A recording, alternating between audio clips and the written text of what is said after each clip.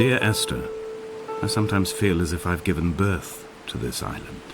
Somewhere between the longitude and latitude, a split opened up, and it beached remotely here.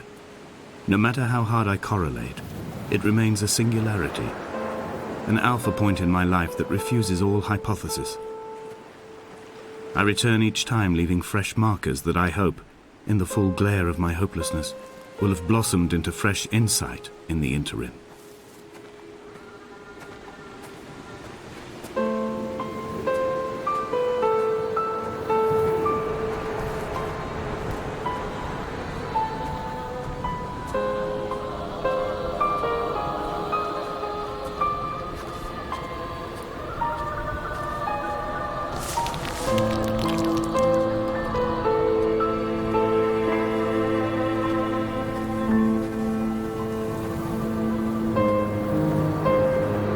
Donnelly reported the legend of the hermit, a holy man who sought solitude in its most pure form. Allegedly, he rode here from the mainland in a boat without a bottom, so all the creatures of the sea could rise at night to converse with him. How disappointed he must have been with their chatter. Perhaps now, when all that haunts the ocean is the rubbish dumped from the tankers, he'd find more peace. They say he threw his arms wide in a valley on the south side, and the cliff opened up to provide him shelter. They say he died of fever 116 years later. The shepherds left gifts for him at the mouth of the cave, but Donnelly records they never claimed to have seen him. I have visited the cave and I have left my gifts, but like them, I appear to be an unworthy subject of his solitude.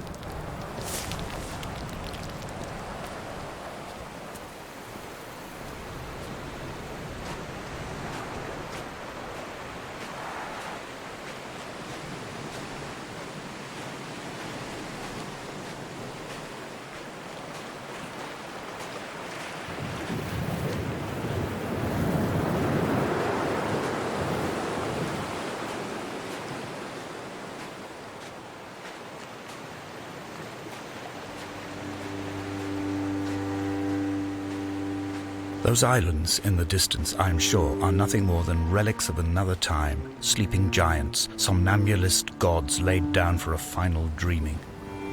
I wash the sand from my lips and grip my wrist ever more tightly. My shaking arms will not support my fading diaries.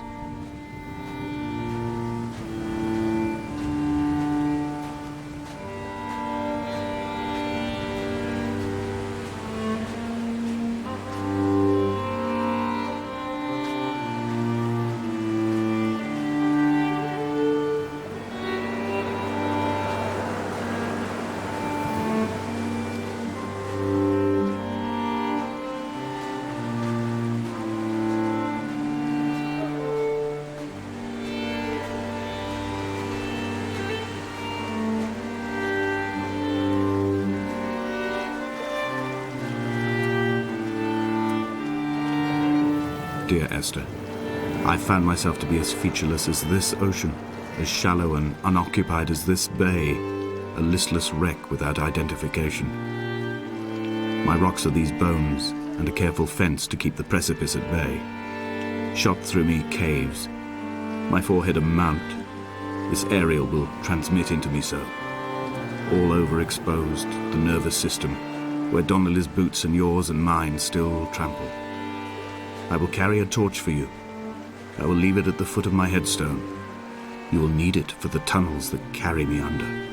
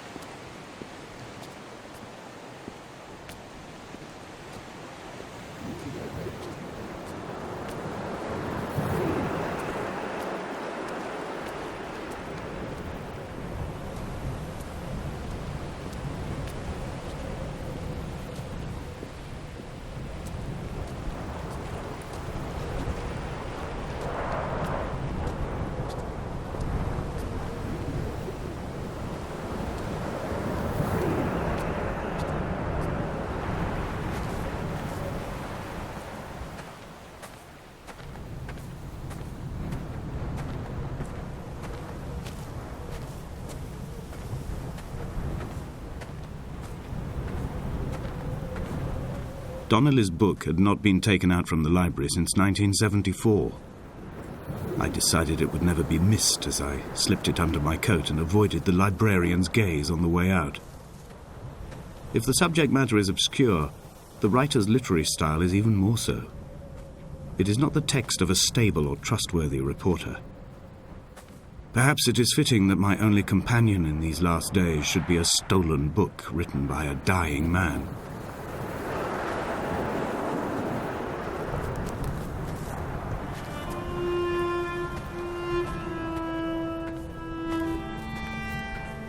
When someone had died or was dying, or was so ill they gave up what little hope they could sacrifice, they cut parallel lines into the cliff, exposing the white chalk beneath.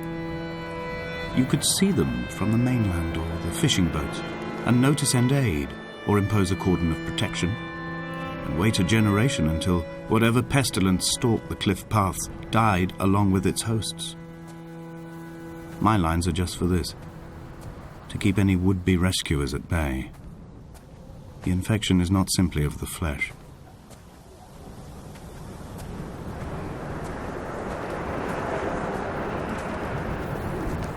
They were God-fearing people, those shepherds.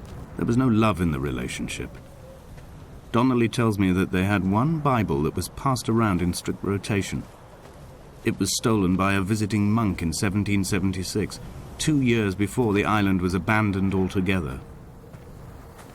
In the interim, I wonder, did they assign chapter and verse to the stones and grasses, marking the geography with a superimposed significance that they could actually walk the Bible and inhabit its contradictions?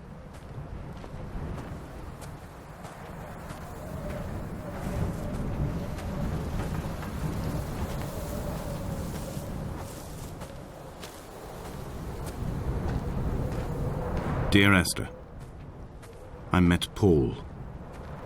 I made my own little pilgrimage. My Damascus, a small semi-detached on the outskirts of Wolverhampton.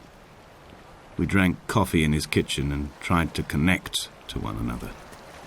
Although he knew I hadn't come in search of an apology, reason or retribution, he still spiraled in panic, thrown high and lucid by his own dented bonnet. Responsibility had made him old.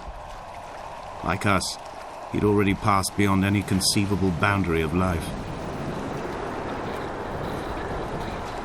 This hermit, this seer, this distant historian of bones and old bread, where did he vanish to? Why, asked the farmers. Why, asked Jacobson. Why bother with your visions at all, if you're just to throw your arms up at the cliff and let it close in behind you and seal you into the belly of the island, a museum shut to all but the most devoted?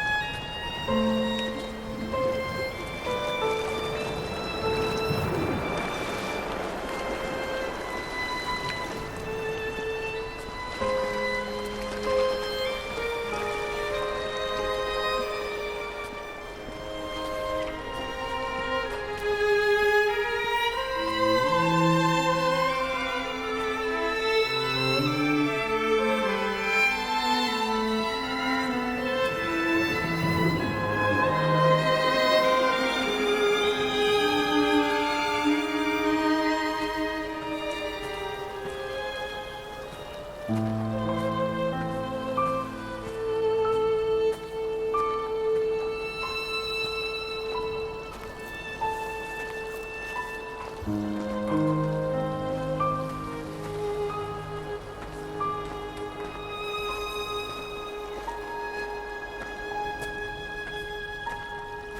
vegetation here has fossilized from the roots up. To think they once grazed animals here, the remnants of occupation being evidence to that. It is all sick to death. The water is too polluted for the fish, the sky is too thin for the birds, and the soil is cut with the bones of hermits and shepherds. I've heard it said that human ashes make great fertilizer, that we could sow a forest from all that is left of your hips and rib cage, with enough left over to thicken the air and repopulate the bay.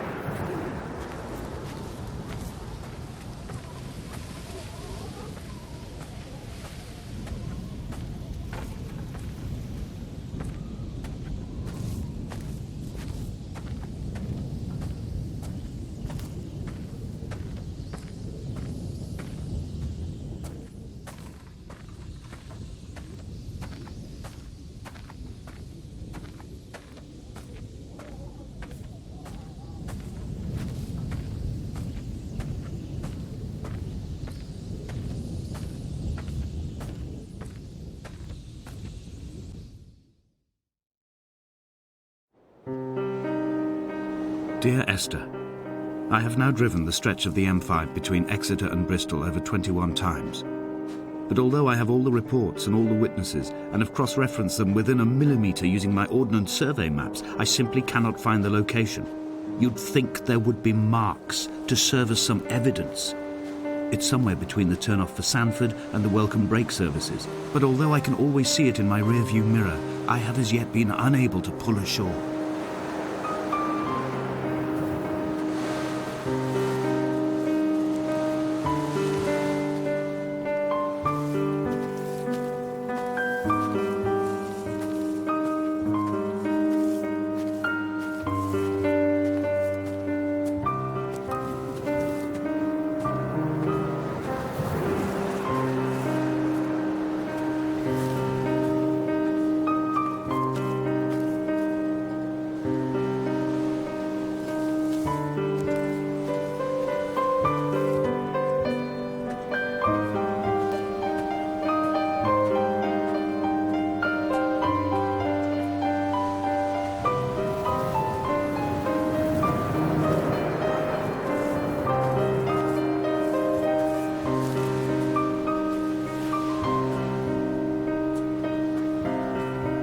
All night the boy has kept me lucid. I sat when I was at the very edge of despair, when I thought I would never unlock the secret of the island. I sat at the edge and I watched the idiot boy blink through the night.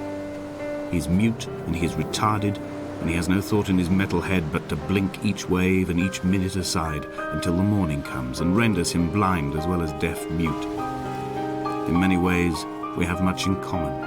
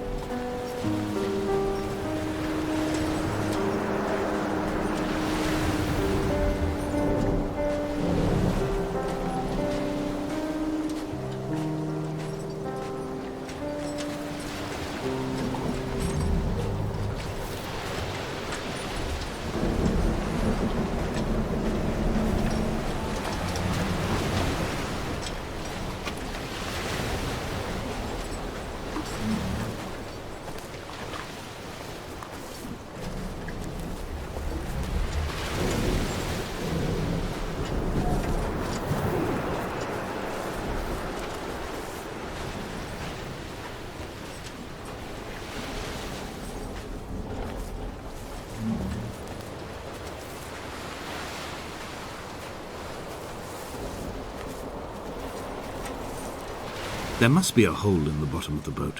How else could new hermits have arrived?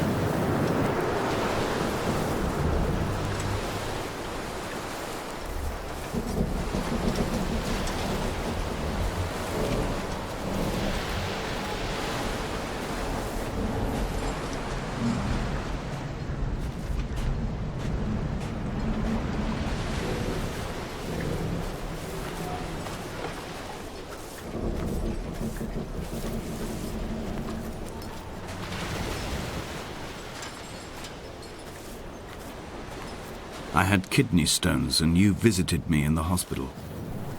After the operation, when I was still half submerged in anesthetic, your outline and your speech both blurred. Now my stones have grown into an island and made their escape, and you have been rendered opaque by the car of a drunk.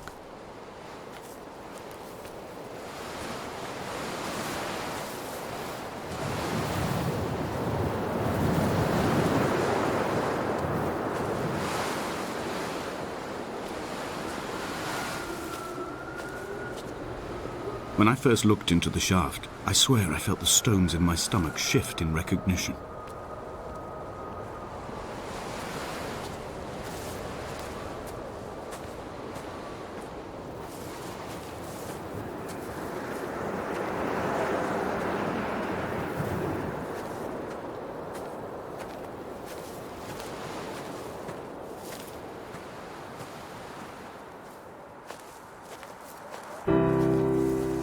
I've begun my ascent on the green slope of the western side. I've looked deep into the mountain from the shaft and understood that I must go up and then find the way under. I will stash the last vestiges of my civilization in the stone walls and work deeper from there. I'm drawn by the aerial and the cliff edge. There is some form of rebirth waiting for me there.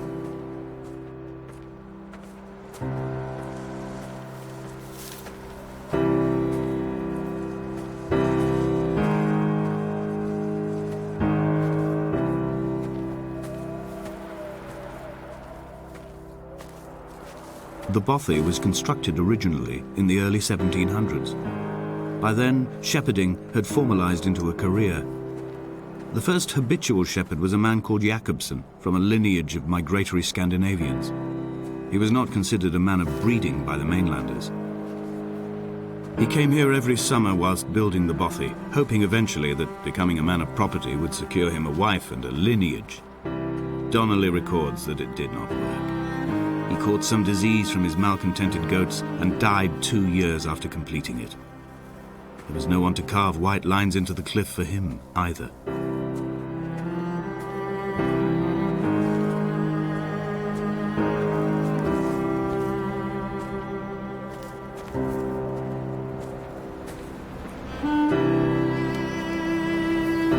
Three cormorants seen at dusk. They did not land. This house built of stone, built by a long-dead shepherd.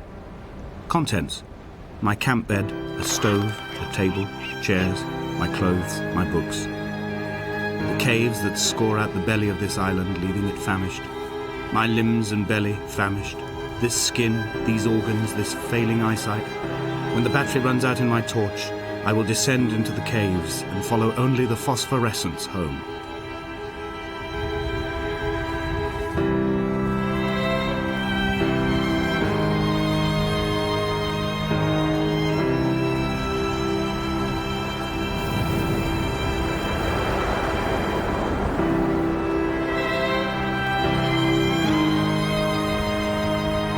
Footnote. The editor comments that at this point Donnelly was going insane as syphilis tore through his system like a drunk driver. He's not to be trusted. Many of his claims are unsubstantiated, and although he does paint a colourful picture, much of what he says may have been derived directly from his fever. But I've been here, and I know, as Donnelly did, that this place is always half imagined. Even the rocks and caves will shimmer and blur with the right eyes.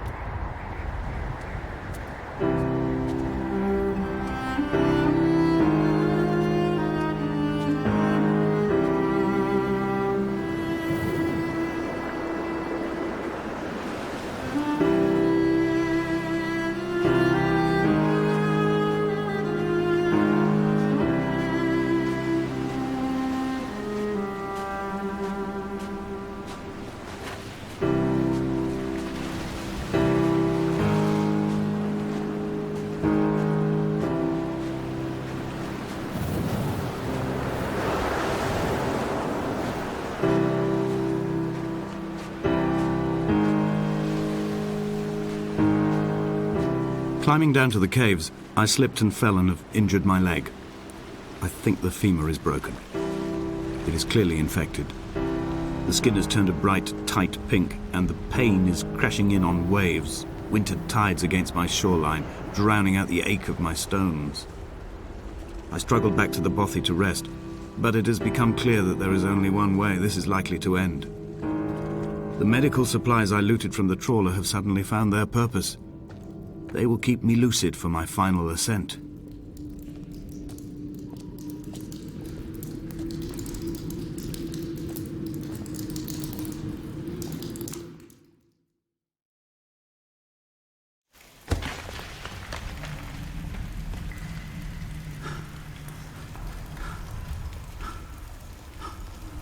Donnelly did not pass through the caves. From here on in, his guidance, unreliable as it is gone from me. I understand now that it is between the two of us, and whatever correspondence can be drawn from the wet rocks.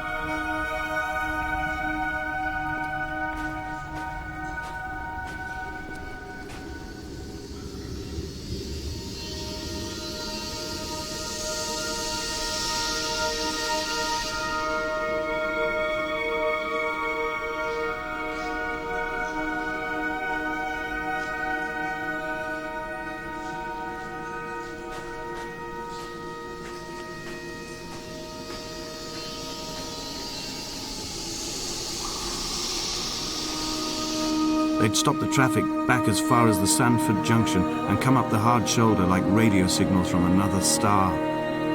It took 21 minutes for them to arrive. I watched Paul time it to the second on his watch.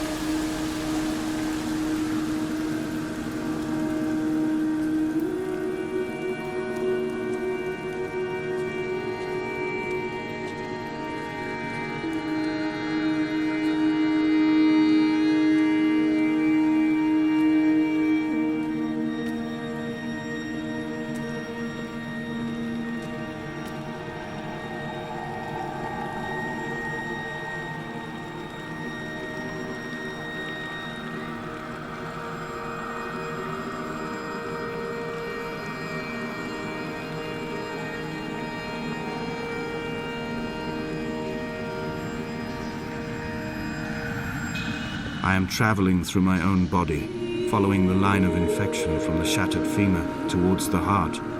I swallow fistfuls of painkillers to stay lucid. In my delirium, I see the twin lights of the moon and the Ariel shining to me through the rocks.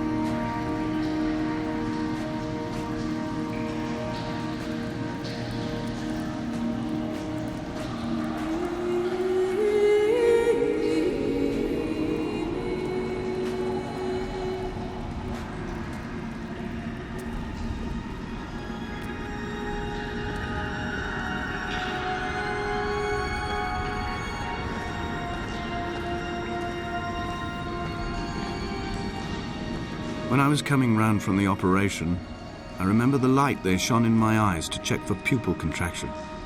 It was like staring up at a moonlit sky from the bottom of a well. People moved at the summit, but I could not tell if you were one of them.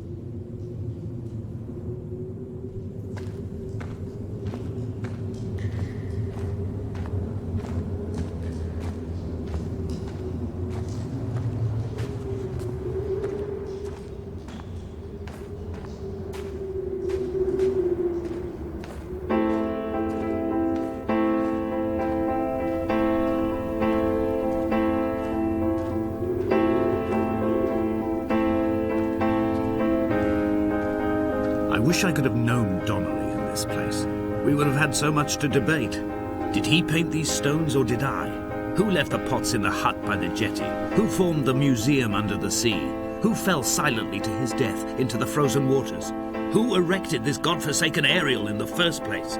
Did this whole island rise to the surface of my stomach, forcing the gulls to take flight?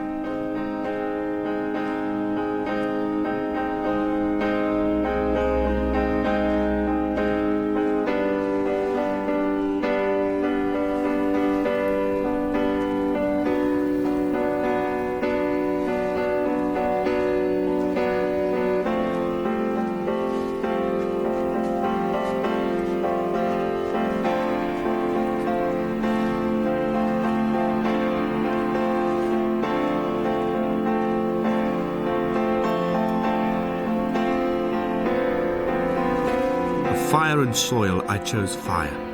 It seemed the more contemporary of the options, the more sanitary. I could not bear the thought of the reassembly of such a ruin. Stitching arm to shoulder and femur to hip, charting a line of thread like traffic stilled on a motorway, making it all acceptable for tearful aunts and traumatized uncles flown in specially for the occasion. Reduce to ash, mix with water, make a phosphorescent paint for these rocks and ceilings.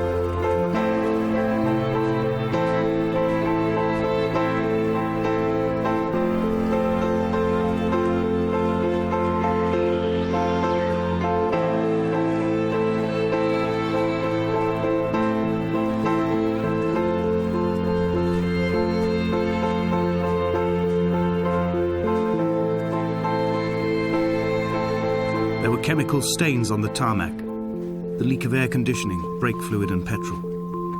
He kept sniffing at his fingers as he sat by the roadside, waiting as if he couldn't quite understand or recognize their smell. He said he'd been travelling back from a sales conference in Exeter. He'd stopped for farewell drinks earlier, but had kept a careful eye on his intake. You could hear the sirens above the idling traffic.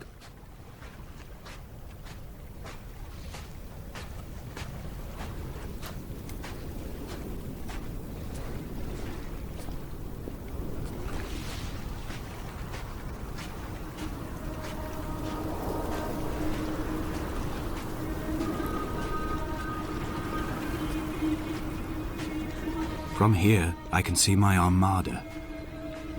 I collected all the letters I'd ever meant to send to you, if I'd have ever made it to the mainland, but had instead collected at the bottom of my rucksack, and I spread them out along the lost beach. Then I took each and every one, and I folded them into boats. I folded you into the creases, and then, as the sun was setting, I set the fleet to sail. Shattered into 21 pieces, I consigned you to the Atlantic, and I sat here until I'd watched all of you sink.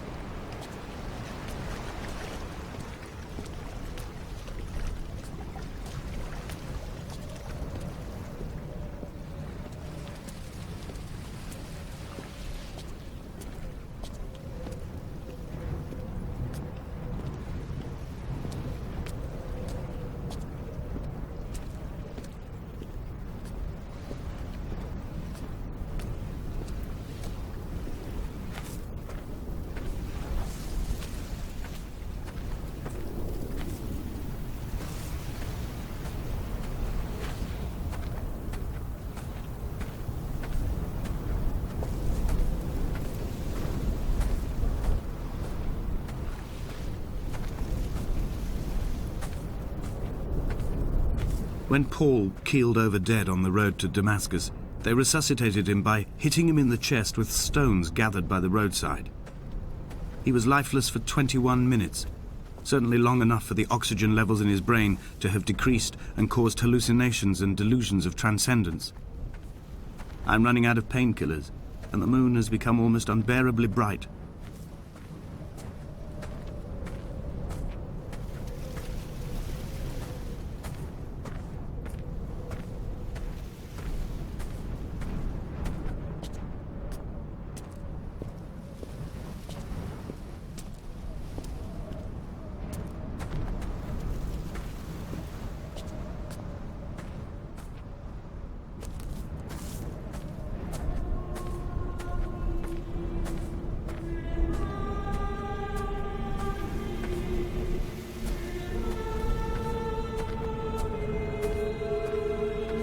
I've begun my voyage in a paper boat without a bottom.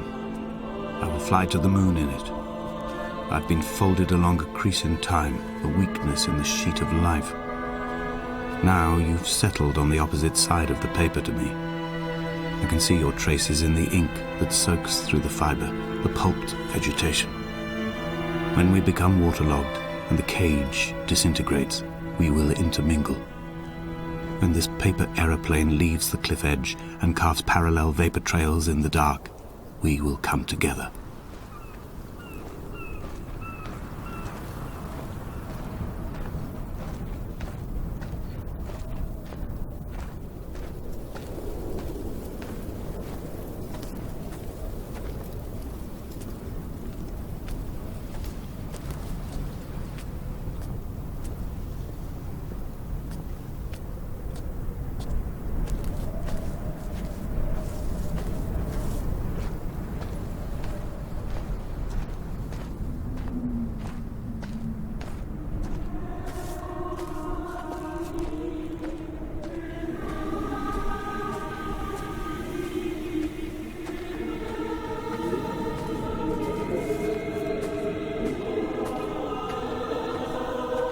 If only Donnelly had experienced this, he would have realized he was his own shoreline, as am I. Just as I am becoming this island, so he became his syphilis, retreating into the burning synapses, the stones, the infection.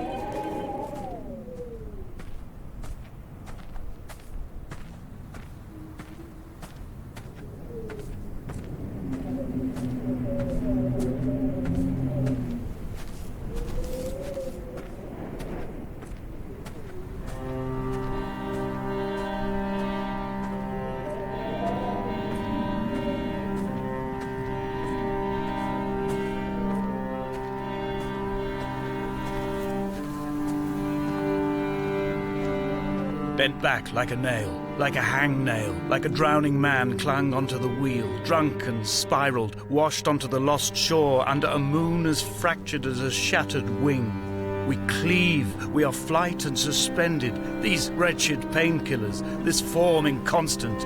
I will take flight, I will take flight.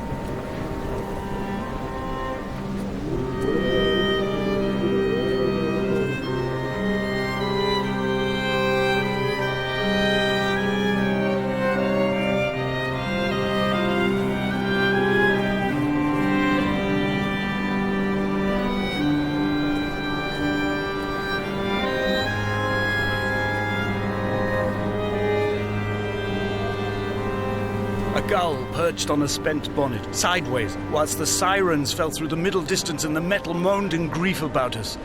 I'm about this night in walking, old bread and gull bones, old Donnelly at the bar gripping his drink, old Esther walking with our children, old Paul as ever, old Paul.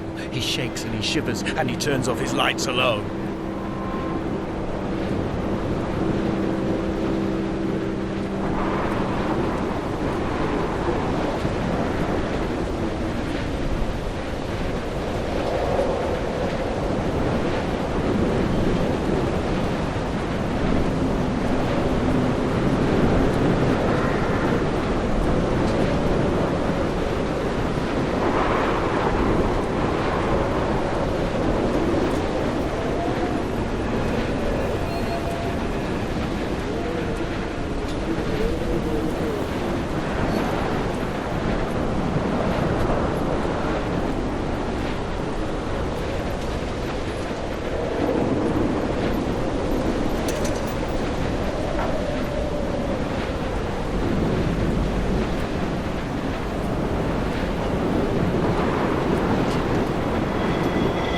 We will leave twin vapor trails in the air, white lines etched into these rocks.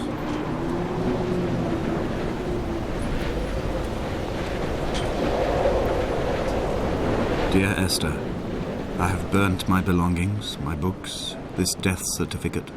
Mine will be written all across this island. Who was Jakobsen? Who remembers him? Donnelly has written of him, but who was Donnelly? Who remembers him? I have painted, carved, hewn, scored into this space all that I could draw from him. There will be another to these shores to remember me. I will rise from the ocean like an island without bottom, come together like a stone, become an aerial, a beacon, that they will not forget you. We have always been drawn here. One day the gulls will return and nest in our bones and our history. I will look to my left and see Esther Donnelly flying beside me. I will look to my right and see Paul Jakobsen flying beside me. They will leave white lines carved into the air to reach the mainland, where help will be sent.